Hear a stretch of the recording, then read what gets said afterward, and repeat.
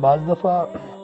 ہم کسی کو کچھ دے رہے ہوتے ہیں، دعا دے رہے ہوتے ہیں، کھانا دے رہے ہوتے ہیں، کپڑے دے رہے ہوتے ہیں، یا ان کی کوئی ضرورت پوری کر رہے ہوتے ہیں، تو اس وقت بعض دفعہ ہمیں یہ آتا ہے کہ یہ ہم کر رہے ہیں، لیکن یقین جانیں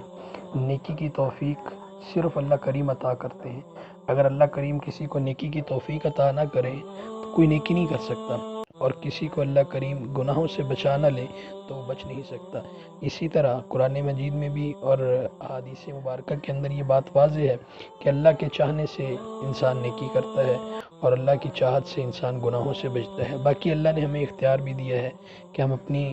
فراست سے، اپنی عقل سے اللہ کو پہچانیں۔ تو اس لیے جب ہم کسی کو دیتے ہیں تو ہم یہ خیال کیا کریں کہ یہ جو ہم دے رہے ہیں یہ دراصل ہم دے نہیں رہے، بلکہ اللہ کریم ہم سے اپنے بندوں کو دلوا رہے ہیں۔ آج ہم اپنے اللہ کے بندوں کی ضرورتوں کو پورا کریں گے، کل اللہ کریم ہماری ضرورتوں کو پورا کریں گے۔